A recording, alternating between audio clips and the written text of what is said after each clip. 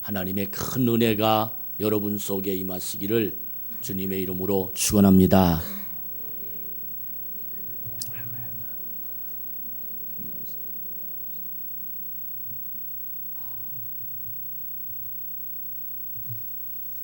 대통령 선거가 한창이던 2012년도 모 월간 잡지에서 국내 출판을 대상으로 대통령 당선자에게 전해주고 싶은 책이 무엇인지 조사한 적이 있었는데, 그때 1위로 뽑혔던 책 이름이 철학자인 한병철 교수의 피로사회라는 책이었습니다.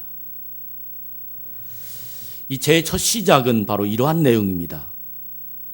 시대마다 그 시대에 고유한 주요 질병이 있었는데, 이를테면 박테리아적이라고 하는 시대도 있었고, 그러나 그 시대에는 항생제의 발명으로 박테리아적을 이길 수 있었습니다. 그 뒤에 있어 인플루엔자의 대대적인 확산에 대한 공포가 있었는데, 여전히 그것도 이길 수 있었던 것은 바이러스의 시대를 살고 있는 이 모든 삶을 우리는 이길 수 있는 시대가 된 분명한 입증이었습니다. 그것이 바로 면역학적 기술에 힘입어 이미 그 시대를 졸업했다는 것입니다. 21세기가 다가오면서 이런 시대, 박테리아적 시대, 또 인플루엔자에 오는 참으로 고통스러운 그런 시대, 이런 시대를 벗어나긴 했지만 21세기의 시작에 더 큰 어려움의 시대가 다가왔는데, 그 시대는 병리학적 시대로 본다는 겁니다. 오히려 질병이나 어떤 박테리아나 균이나 이런 것들로 오는 공포가 아니라 신경정신적으로 오는 고통이 사람의 마음을 괴롭히고 있다는 겁니다. 이를테면 우울증이 사람을 괴롭히고 있다는 거예요. 주의력 결핍증이 사람을 괴롭히고 있다는 겁니다. 경계성 성격 장애가 사람을 괴롭히고 있다는 겁니다. 이런 질병들이 사람의 마음, 사람의 정신, 사람의 환경을 괴롭히고 있어서 얼마나 사람들에게 공포증이 오는지 알 수 없다라고 얘기합니다. 아마 이 책을 여러분들이 다 읽어보지 않아도 어떤 내용이 여러분은 잘 알 것입니다. 왜 이런 사회가 우리를 괴롭히고 우리에게 이런 사회 속에서 어려움을 당하게 되는 건가요? 그 이유는 성공 위주의 사회와 성과로부터 오는 즐거움이 국민적인 마음을 지쳐있게 만들어 있다는 것이에요. 누구나 다 상대성으로 살아가며 누구나 다 나도 저 사람보다 우위적으로 살아가고 싶은 생각 때문에 이 사회는 이렇게 이만하면 됐지라는 생각을 전혀 하지 아니하고 저 사람보다 내가 잘해야 되겠다는 생각 때문에 이 사회는 병들어가고 있다는 겁니다. 2013년도에 가장 듣고 싶은 한마디의 말이 어떤 말입니까? 라는 질문이 있는데 1위가 잘 될 거야 라는 말이었다는 겁니다. 잘 될 거야. 우리 옆 사람에게 한번 인사해 봅시다. 시작. 잘 될 거야. 잘 될 거야. 2위는 사랑해 라는 단어고 3위는 응원할게 라는 단어랍니다. 전문가들이 평가했는데 이제까지 사랑해라는 말이 계속해서 1위를 차지했는데 2014년도에 잘 될 거야 라는 메시지가 1위를 차지했다는 것은 이 시대가 무엇을 요구하고 있는지가 분명하게 나타나고 있다는 얘기예요. 무슨 말입니까? 희망을 보고 싶다는 거예요. 지쳐 있다는 거예요. 많은 사람이 절망하고 있다는 거예요. 내 계획대로 진행되지 않고 있다는 거예요. 그래서 모든 사람이 최고 듣고 싶은 이야기가 잘 될 거야 하는 말을 듣고 싶어 한다는 겁니다. 여러분, 이것이 우리가 살고 있는 현대입니다. 아침부터 밤늦게까지 열심히 일하는데 왜 우리는 잘 될 거야라는 말을 그렇게 듣기 원하나요? 열심히 일하면 잘 된다라는 것이 우리의 마음을 자리 잡고 있어야 될 텐데, 될 거야란 말이 우리의 마음을 자리 잡고 있다는 것은 아직 잘 되지 않고 있다는 겁니다. 행복을 얻기 위해서 그렇게 눈물겹도록 노력하고 있는데 왜 현실이 자꾸 어렵게 돼 가느냐란 말입니다. 이렇게 이런 시대, 이런 형편없는 시대에 살고 있는 세대에 교회가 할 수 있는 일이 뭘까? 목사가 할 수 있는 말이, 할 수 있는 행동이 어떤 것일까? 목사로 어떻게 살아야 잘 될 거야라는 이 말보다 더 진하고 더 강하게 교회에 오는 성도들에게 강한 확신을 담아주는 메시지를 전할까? 책임감을 느낍니다. 하나님이 이 시대에 하시고자 하시는 말씀을 찾아서 목사의 말이 아니라, 책의 말이 아니라, 철학적인 말이 아니라 이 강단에 주시는 하나님의 메시지로 사람들이 듣고 길을 찾게 만들고 잘 될 수 있어라고 확신하게 만들고 나는 복을 받을 사람이야 라고 자신 있게 살아갈 수 있도록 하는 이 강단의 메시지가 어떤 메시지가 돼야 된다라는 것이 오늘도 무거운 마음으로 강단에 섰습니다. 왜? 설교는 그 대안을 찾아야 되기 때문입니다. 이 설교 속에서 성도의 가슴에 담아 이 세상을 살아갈 때 확신 있게, 자신 있게 난 되는 사람이야 라는 말을 가슴에 품고 이 교회 문을 나갈 수 있게 돼야 되기 때문입니다. 오늘 본문은 바로 그런 말씀입니다. 저는 2014년 우리 교회 주제를 하나님은 사랑이시다, 교회는 희망이다, 이런 주제를 정했습니다. 하나님이 사랑이시다, 그리고 교회는 희망이다라는 이 말을 정한 이유가 왜 교회가 희망이냐는 겁니다. 이 교회는 하나님의 은총을 많이 받은 곳이다. 이 교회 안에는 고통을 받는 자들이 기도하러 온 곳이 교회고, 문제 있는 자가 응답을 받은 곳이 교회고, 갈 바를 모르는 자가 말씀을 통해서 갈 바를 분명히 찾은 곳이 교회다. 이 교회는 하나님의 은혜를 많이 받은 곳이다. 그래서 사람들이 교회에 오면, 이 교회 속에 들어오면 희망을 찾아갈 수 있는 곳이 교회이기 때문에 이곳이 바로 희망이다. 하나님의 교회는 사랑을 받는 곳이다. 하나님의 사랑 속에서는 하나님의 능력이 임하고 그 능력은 이 교회로 담아 있어서 모든 성도들이 고난을 당할 때마다 하나님의 교회로 온 것이다. 그것이 이 교회의 희망이 담겨 있기 때문이라는 말씀입니다. 오늘 빌립보 3장 13절에 보면 형제들아 나는 아직 잡은 줄로 여기지 아니하였다라는 말입니다. 이 빌립보서는 세 가지 크게 문제점이 발생할 때 바울이 감옥에서 빌립보 교회에게 보낸 편지입니다. 첫 번째는 외부의 핍박이었습니다. 신앙생활하는데 사람들이 너무 믿는 사람들을 고통스럽게 하는 겁니다. 두 번째는 지도자 바울이 오래 감옥에 투옥되어서 그 사람들이 흔들리고 있는, 분열되고 있는 상태 속에 있게 되었기 때문입니다. 세 번째는 유대주의자들로 인한 분쟁과 유혹이 기독교인들에게 너무 많은 시련으로 다가왔던 것입니다. 이런 세 가지 어려움을 당하는 기독교인들에게 바울이 감옥에서 그들에게 영적인 무장을 만들어줘야 됐고, 또한 신앙생활의 올바른 태도를 가르쳐야 될 텐데 이것을 권면하고 있는 내용이 빌립보에 있는 이 말씀의 내용입니다. 특별히 오늘 이 빌립보 3장에 있는 이 말씀의 내용은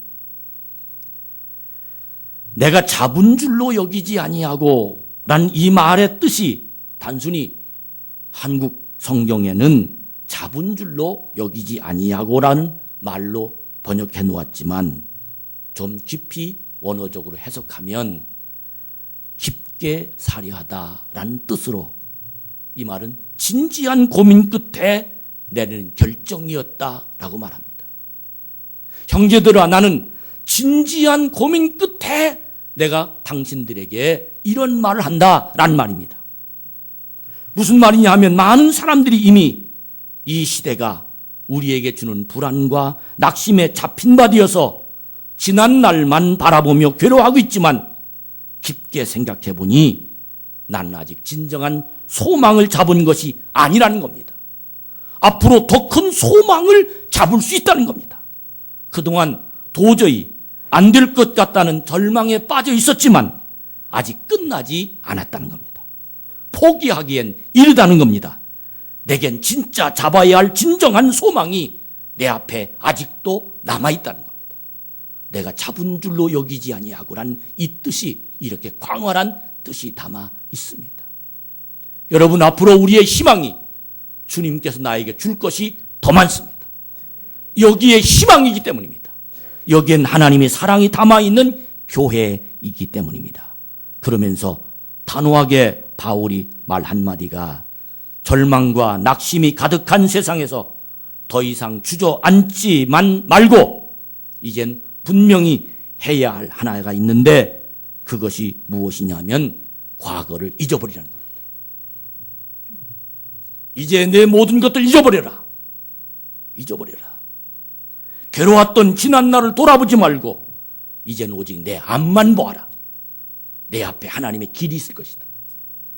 추억을, 슬픈 추억, 실망한 추억, 안 된 추억, 내 자신의 무능한 추억, 해도 난 안 되라는 내 자신을 찾아보면서 너무 괴로웠던 내 인생을 다 잊어버리고 이제는 앞으로 될 것만 바라봐라. 할렐루야. 여러분, 이런 믿음의 확신이 여러분 속에 오늘 나타나는 기가 막힌 역사가 이 송구영신 예배를 통해서 하나님의 메시지를 받는 복 있는 자가 되기를 주님의 이름으로 축복합니다. 여기에서 바라본다라는 말을 영어 성경에는 스트레닝이라고 그렇게 표현하는데 이 말은 꿈꾸고 바라보고 기도하고 바라보고 앉아서 바라보고 사랑하고 바라보고 마음으로 바라본다라는 이런 뜻의 바라봄이 아니라 앞에 있는 것을 잡아 당겨라. 내가 사장이 되고 싶으냐? 사장의 자리를 잡아 당겨라.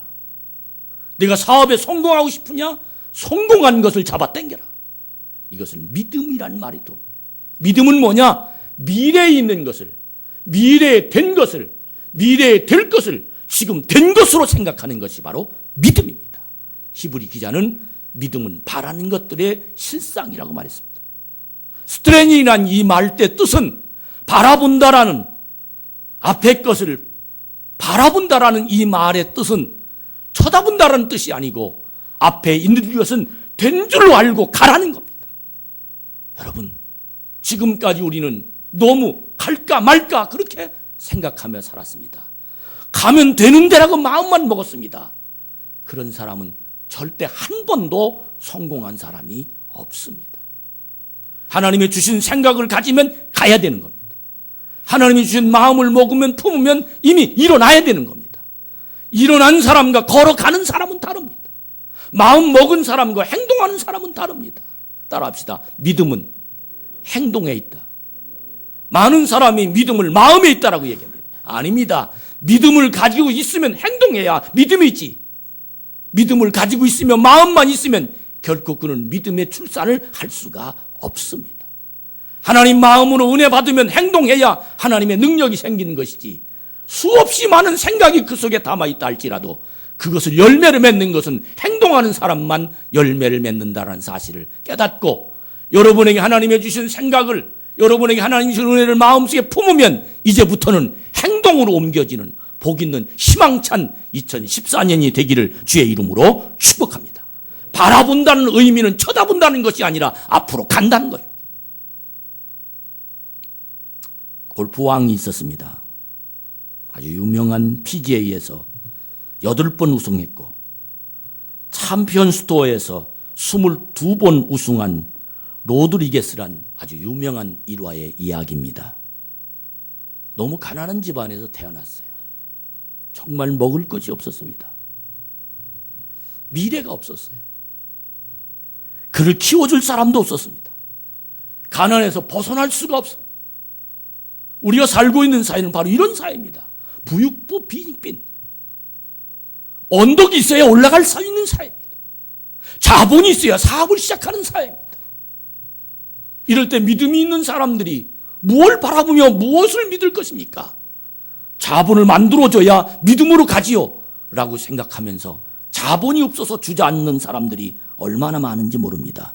그러나 오늘 이 로드리게스라는 사람은 그렇게 가난했지만, 그는 가난이 운명인 듯 보였지만 그는 빌립보 4장 13절을 읽었습니다. 내게 능력 주시는 자 안에서 내가 모든 것을 할 수 있느니라. 교회는 희망이라고 말했습니다. 왜 희망입니까? 이 말씀을 교회에서 받았기 때문에 하나님의 은혜가 그 말씀으로 그에게 다가와서 그는 이 말씀을 받고 희망으로 향했습니다. 내게 능력 주시니 주님은 할 수 있다. 그러면서 그는 포기하지 않고 그 어린 나이에 골프장이 없었습니다. 그러나 골프가 너무 치고 싶었습니다.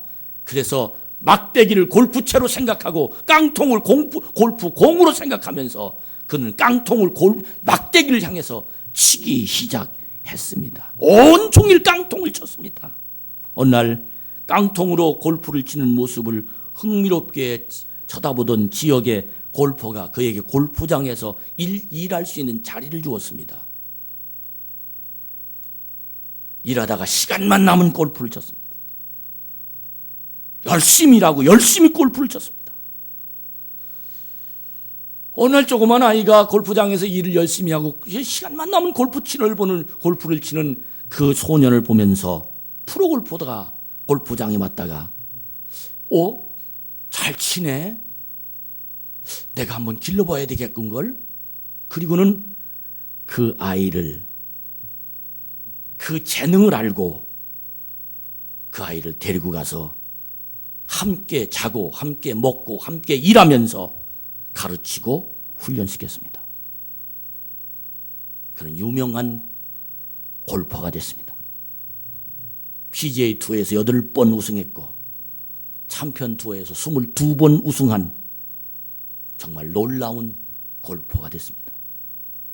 이것이 바로 바라보는 자세, 스텔링이라는 자세, 이것이 바로 쳐다보는 것이 아니라 내게 능력 주시니라고 말하는 마음을 품고 시작한 겁니다. 깡통을 친 겁니다. 여러분, 하나님의 은혜를 받았으면 가는 겁니다. 하나님 마음을 품었으면 움직이는 겁니다. 여러분과 제가 이런 하나님의 자녀가 되기를 주의 이름으로 축복합니다. 오늘 간단히 여기 올라오기 전에 재정에 관한 돈을 많이 버는 세미나를 잠깐 테이프를 통해서 듣다가 믿음에 관한 얘기를 들었습니다. 믿음을 선물로 받은 사람과 믿음을 은사로 받은 사람은 다르다. 믿음을 선물로 받은 사람은 구원만 받는다는 겁니다. 그러나 믿음을 은사로 받은 사람은 행동한다는 거예요. 요단강을 건너간다는 겁니다. 믿음을 은사로 받은 사람은 발바닥으로 요단강 땅을 밟는다는 거예요. 그러나 믿음을 은사로 받은 사람은 홍해바다만 건너오고 따라만 다니지 절대 그의 앞을 개척하지 못한다는 겁니다. 여러분, 우리 모두 믿음을 은사로 받아서 하나님이 주신 거룩한 복을 받는 희망에 찬 내게 능력 주시는 자 안에서 내가 할 수 있다고 고백하는 은혜로운 모습이 여러분 속에 일어나기를 주님의 이름으로 축복합니다. 혹시 여러분 지쳐서 꿈을 포기하려고 마음을 가지고 있는 사람은 없습니까? 그렇게 노력해도 아무런 조짐이 보이지 않아서 포기하고 싶은 생각은 없습니까? 분명한 건 믿음의 태도를 가지십시오. 하나님이 도우실 겁니다. 모험을 하십시오. 하나님께 뭐 던지십시오. 하나님이 이끌어갈 것입니다. 나는 가만히 있고 하나님 해주세요라는 것은 믿음이 아닙니다. 내가 믿음을 갖게 하시는 것이 믿음이고, 믿음은 하나님께 주셨으면 움직이는 게 믿음입니다. 그것이 바로 하나님을 신뢰하기 때문입니다. 내가 자신이 있어서 움직이는 것이 아니라 하나님이 나보고 저 바다 한가운데서 오라 하시니 하나님을 믿고 가는 것이 믿음입니다. 여러분, 이제 우리 당당하게 세상을 향하여, 성공을 향하여 움직여 갑시다. 하나님이 나에게 바라보라고 말합니다. 바울은 이전 것은 버리고 앞을 향해서 쳐다보라고 말합니다. 이 쳐다보는 자세는 그것이 바닷가운데든지, 그것이 요단강이든지, 그것이 절망이든지, 그것이 사막이든지 가리지 아니하고 하나님의 주신 말씀을 갖는다면 일어나라는 겁니다. 쥐들을 대상으로 측정한 실험이 있었답니다. 쥐들을 큰 물통에 넣고 깜깜하게 빛을 차단하고 난 다음에 헤엄치라고 물에다가 쥐를 넣었더니 포기할 때까지 걸리는 시간이 3분이었다고 합니다. 그런데 또 다른 실험을 했는데 쥐들을 바다에 넣고 앞에다가 엄청난 빛을 쏘아서 환하게 만들어 놓고 헤엄치도록 만들어 놨더니 그 빛을 보면서 헤엄치는 시간이 36시간 동안 쥐가 헤엄을 쳤답니다. 무슨 말입니까? 700배를 오래 버텼다는 거예요. 이유가 뭡니까? 빛을 보지 못한 쥐는 희망이 없었기 때문입니다. 그러나 빛을 보았던 쥐들은 희망이 있었습니다. 헤엄칠 이유가 없는 사람은 희망이 없는 사람입니다. 희망이 있는 사람은 헤엄칠 이유를 발견하고 끊임없이 앞을 향해서 달려나가는 사람들입니다. 하나님의 복을 기대하지 못하는 사람은 하다가 중단합니다. 그러나 하나님이 하시면 되지라고 생각하는 믿음 있는 사람은 끝까지 포기하지 아니하고 계속해서 일어나고 또 일어나고 또 일어나고 하나님 향한 능력이 우리 안에 일어나게 될 줄로 믿습니다. 여러분, 힘든 시기일수록 이 말씀을 되새겨야 할 것입니다. 우리의 전능하신 하나님께서 나를 지금 인도하고 계십니다. 반드시 내가 잘 되기를 원하시고 계십니다. 조금만 참읍시다. 하나님으로 이끌어 가실 겁니다. 하나님께서는 반드시 여러분과 저를 성공하는 인생으로 이끌어 가시려고 우리를 불러주셨습니다. 결론을 말씀드립니다. 2014년에는 여러분과 제가 과거를 잃어버리고 앞을 향해 쳐다봅시다. 과거를 벗어버리고 앞을 향하여 한 발짝 내디딥시다. 잊으라. 그리고 앞을 향하여 당겨라. 절망과 낙심의 사슬을 이제는 끊어버리고 지난 날들을 다 잊어버리고 그 대신 희망찬 새날을 향해서 이 교회가 희망이 되도록 하나님의 사랑 있는 교회 속에 여러분의 발걸음이 움직이는 거룩한 하나님의 자녀들이 되기를 주님의 이름으로 축복합니다. 잘 되기를 기대합시다. 골 풀리기를 기대합시다. 난 할 수 있습니다. 하나님이 도와주실 겁니다. 우리 옆 사람에게 인사합시다. 잘 될 거야. 할렐루야. 할렐루야. 고지는 생각보다 가깝습니다. 멀지 않습니다. 하나님이 주시면 됩니다. 히브리서 10장 35절에 보면 큰 보상이 기다리니 믿음을 버리지 말라라고 말합니다. 삶이 힘들어지고 인생의 무게가 여러분을 점점 누르고 있다면 그것은 여러분이 어려운 고지를 점령하고 있다는 겁니다. 하나님의 축복의 시간이 가까워졌다는 신호입니다. 해가 뜨기 전엔 가장 어두운 법이거든요. 절망해봐야 희망이 있다는 겁니다. 여러분, 우리에게 희망이 다가오고 있습니다. 지금은 포기할 때가 아니라 움츠러들 때가 아니라 오히려 굳게 서야 할 때입니다. 새로운 하나님의 태도가 여러분 속에 다가가는 복 있는 자가 되기를 주의 이름으로 축복합니다. 그동안 우리들은 왜 나만 이렇게 힘드냐? 왜 나만 이렇게 어렵게 사냐? 왜 나에겐 이런 기회가 없냐? 절망하며 괴로워하며 답답하며 세상을 원망하며 그렇게 포기하며 살았지만 우리 주님이 말씀하십니다. 일어나라. 내가 너와 함께 할 것이다. 과거를 버리라. 새로운 앞날을 풋대를 향하라. 하나님의 부르신 부름에 상이 있다. 우리에게 말씀하십니다. 우리 왜 나만 겪는 고난이냐고 이 찬양 하나님께 간절하게 찬양하고 기도하는 시간을 갖겠습니다.